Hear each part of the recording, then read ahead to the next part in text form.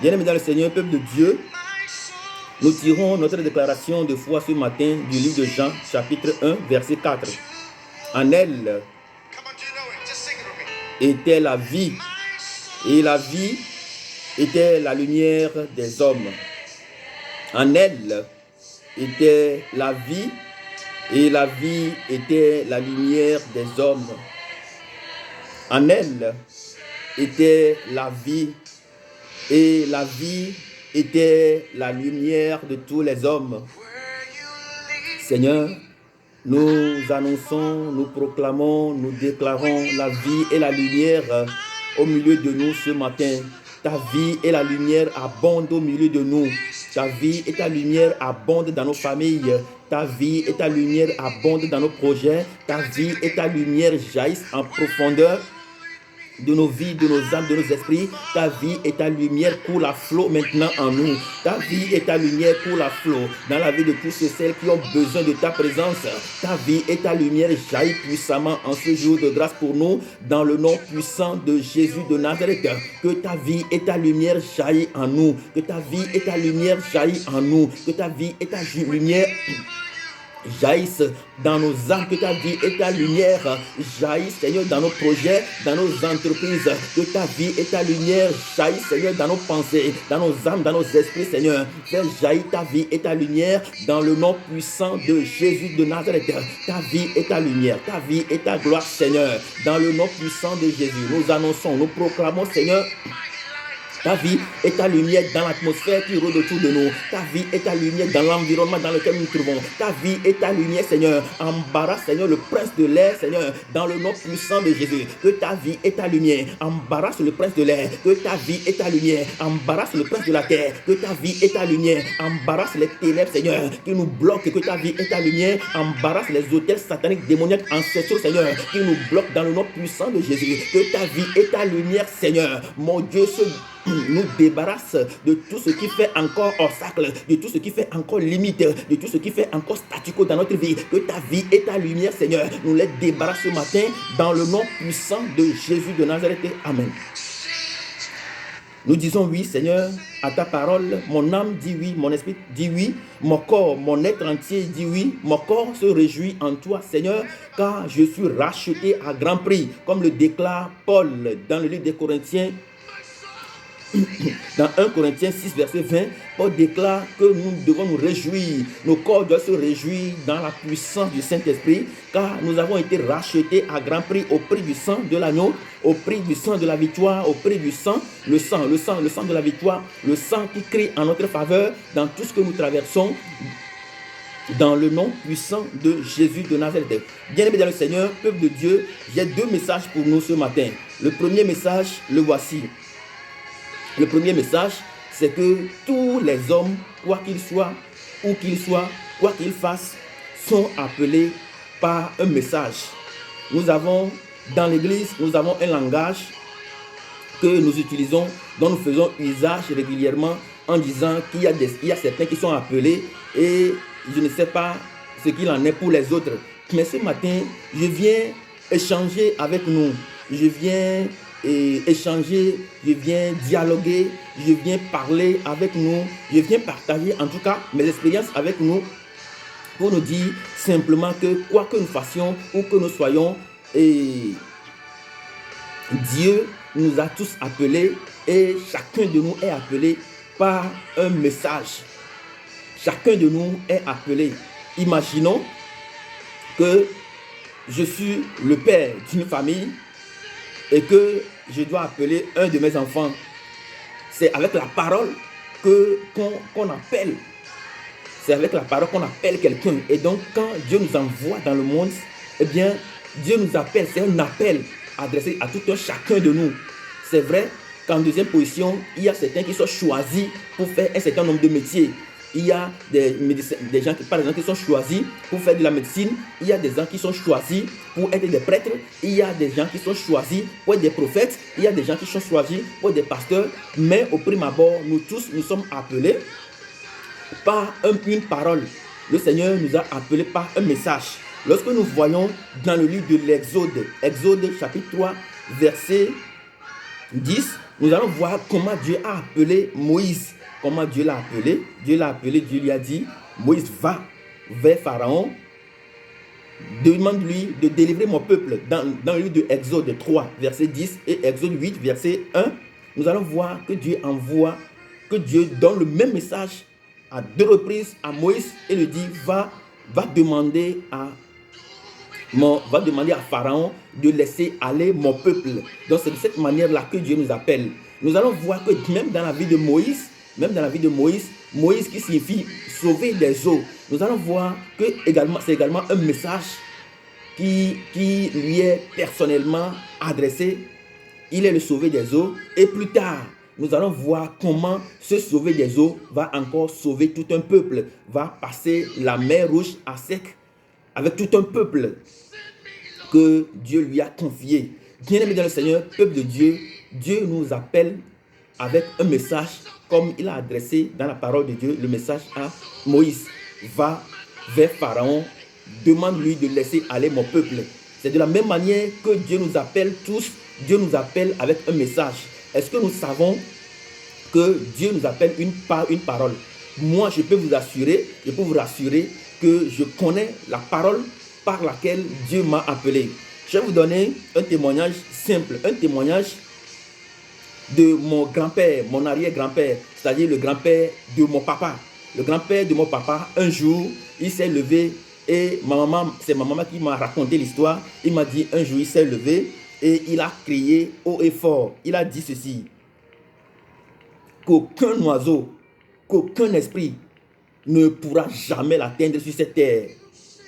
Voilà, qu'aucun oiseau, qu'aucun esprit ne pourra jamais l'atteindre sur cette terre. Bien dans le peuple de Dieu, c'est un prêtre, il fut un prêtre non. Et c'est lui qui a dit ce message-là, et il a déclaré ce message-là. Et lorsque vous analysez ce message-là, cette parole-là, vous allez voir que c'est un message qui est intimement lié à sa vie. C'est un message qui lui est intimement personnel. C'est un message avec lequel il fonctionne. C'est un message avec lequel il avance dans la vie. C'est une parole dans laquelle il se cache. C'est une parole mystérieuse dans laquelle il se cache régulièrement. C'est un message une parole qui cache sa vie. C'est une parole mystérieuse qui cache sa vie. Bien aimé dans le Seigneur, peuple de Dieu, nous voyons le même message que nous trouvons, bien que mon grand-père, mon arrière-grand-père ne fut pas un chrétien. Vous allez voir, lorsque vous analysez son message qu'il a déclaré le jour-là, vous allez voir que le message-là correspond à un message dans la parole de Dieu que nous trouvons dans le livre dans l'évangile de Jean, chapitre 5, Jean chapitre 1, verset 5 qui déclare: la lumière luit dans les ténèbres et les ténèbres ne l'ont point reçue. Dans d'autres versions, vous allez lire simplement: la lumière luit dans les ténèbres et les ténèbres n'ont pas réussi à l'arrêter. Et donc mon grand-père, mon arrière-grand-père a déclaré la même chose en disant que la lumière, que lui, il ne sera jamais atteint par quelque oiseau que ce soit. Il ne sera atteint par quelque esprit que ce soit. Il ne sera jamais atteint par quelque puissance que ce soit. Et la Bible déclare ici que, comme Jean le déclare, la Bible déclare que la lumière, lui, dans les ténèbres, et les ténèbres n'ont pas reçu. Bien aimé dans le Seigneur, peuple de Dieu, la question que je voudrais nous poser ce matin, est-ce que vous savez le message que Dieu par lequel Dieu vous a appelé? Est-ce que vous reconnaissez, vous savez le message par lequel Dieu nous a appelés? Il y a un message qui nous est destiné personnellement et nous devons savoir ce message-là. Et comme je l'ai dit tantôt dans le cas de mon père, dans le cas de mon arrière-grand-père, c'est dans ce message-là, il se cache. Il a travaillé ce message-là, il a travaillé cette parole-là, il a travaillé ce mystère-là, tellement que il était décédé à l'âge de 120 ans, plus de 120 ans. Bien aimé dans le Seigneur, peuple de Dieu, quel est ton message avec lequel Dieu t'a appelé? Et qu'est-ce que tu fais avec cette parole-là? Est-ce que tu arrives à travailler cette parole-là? Est-ce que cette parole-là devient maintenant, est-ce que cette parole-là devient un bouclier pour toi? Est-ce que tu avances avec cette parole-là? Est-ce que tu pries avec cette parole-là? Dans le nom puissant de Jésus, je viens maintenant vous annoncer en deuxième partie de cette séance, je viens simplement vous annoncer que Et si vous voulez connaître donc cette parole-là par laquelle Dieu nous a appelés, Dieu t'a appelé, Dieu vous a appelé individuellement. Bien aimé dans le Seigneur, peuple de Dieu, je vais nous donner donc 3 contextes qui vont nous permettre de cerner, de connaître et de toucher du doigt ce message par lequel, cette parole par laquelle Dieu nous a appelés. Allons-y. Lorsque le premier contexte, c'est que lorsque Dieu vous appelle et que lorsque nous venons en Christ et que nous prions, nous vivons dans l'intimité avec le Christ, nous vivons avec l'intimité avec le Saint-Esprit, eh bien, vous pouvez constater avec moi que tous ceux et celles-là qui vivent avec le Christ, qui vivent dans l'intimité parfaite avec le Christ, qui sont liés, dont leur vie est complètement liée, qui sont dépendants du Christ, de l'onction du Saint-Esprit, vous allez voir que vous avez un message particulier pour vous. Vous avez un message qui vous travaille très régulièrement. Vous avez un message mystérieux qui vous accompagne régulièrement, un message qui vous touche particulièrement. Eh bien, le Dieu que nous adorons, le Dieu que nous servons, peut nous révéler par une parole de connaissance, par une révélation, par un rêve. Dieu peut nous révéler le message par lequel il nous appelle. Le premier contexte, c'est que Dieu peut se révéler et révéler ce message-là à travers une rencontre personnelle avec le Christ, une rencontre personnelle avec le Saint-Esprit, ou dans un rêve, comme il s'est révélé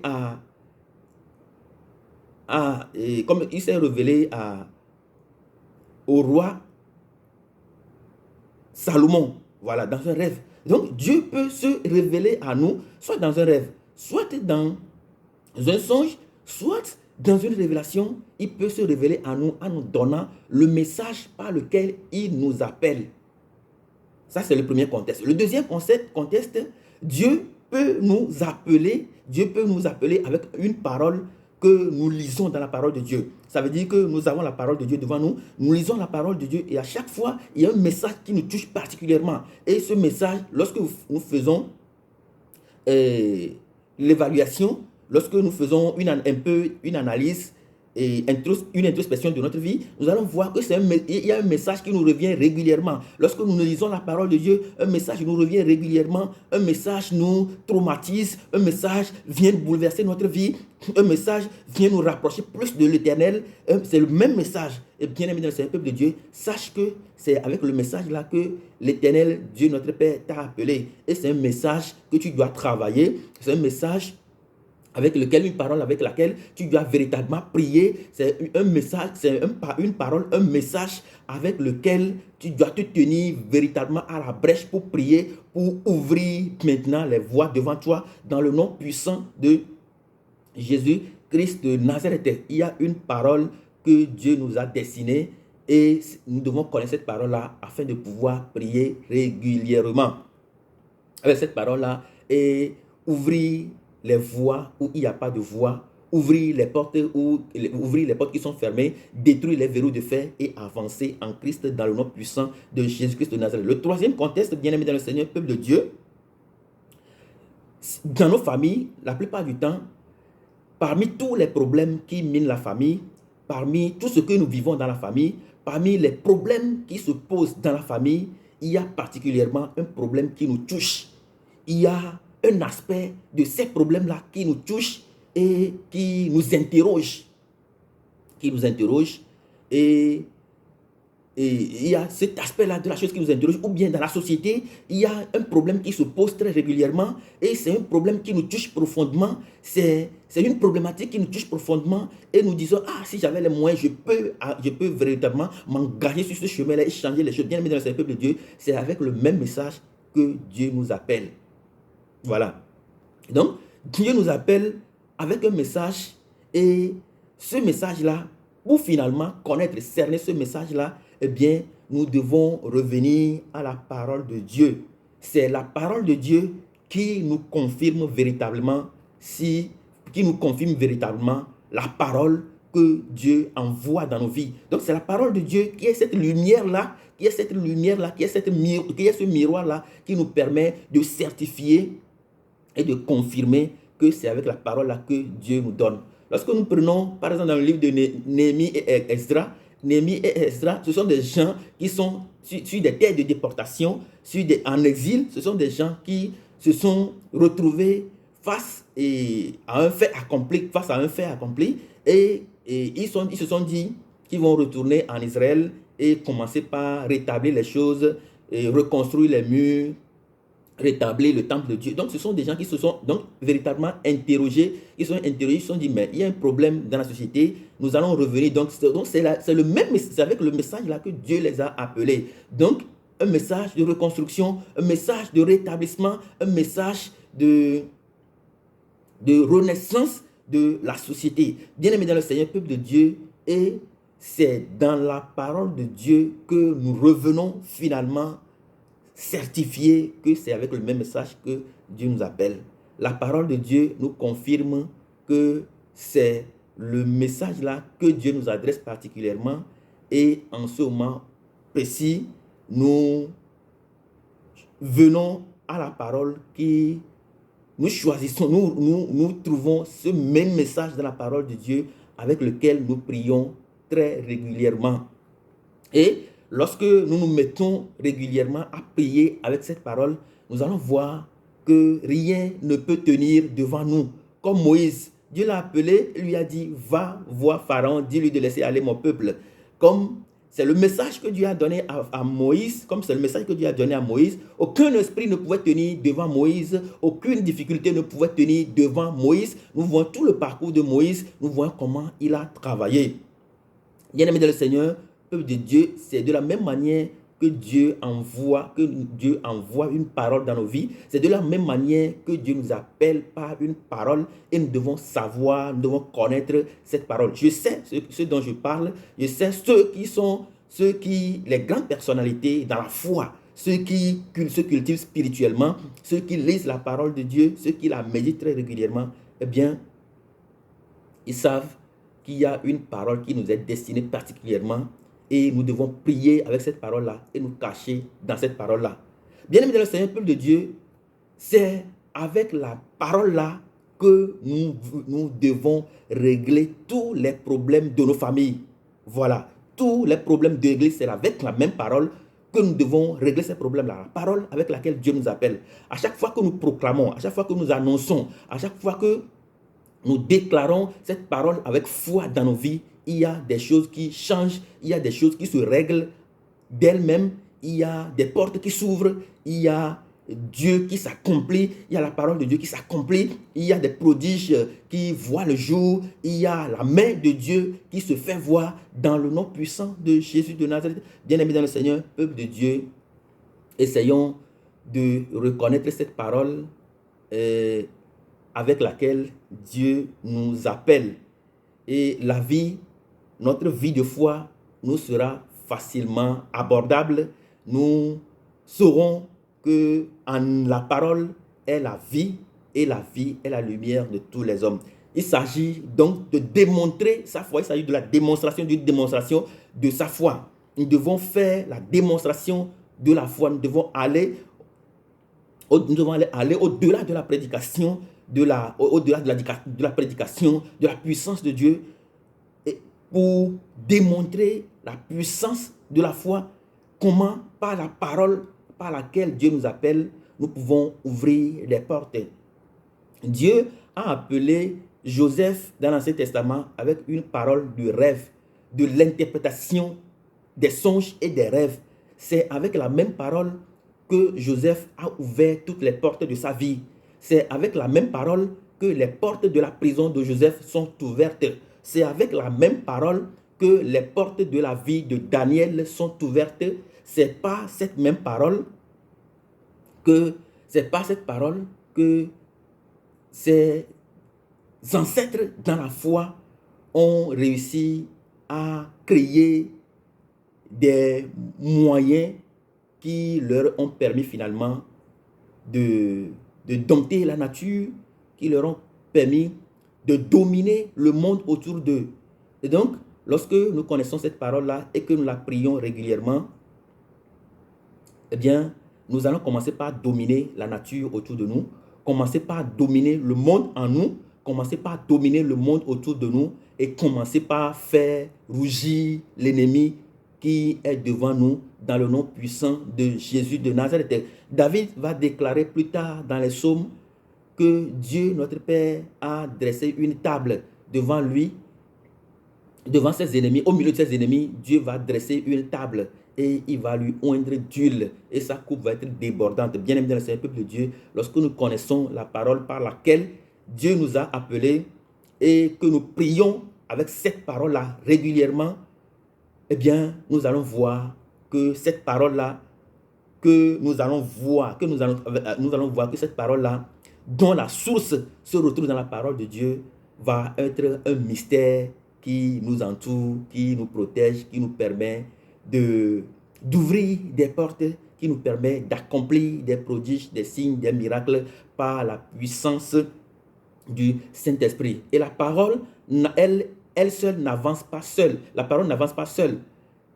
Elle avance toujours avec le Saint-Esprit. Bien aimé dans le Seigneur, peuple de Dieu, que l'Esprit Saint descende et jaillisse sur nous dans le nom puissant de Jésus, que l'Esprit Saint fasse son œuvre de purification, de sanctification, d'élévation en nous, afin que nous puissions vivre une vie de foi digne de ce nom, par la parole et dans l'Esprit Saint, dans le nom puissant de Jésus de Nazareth. Amen.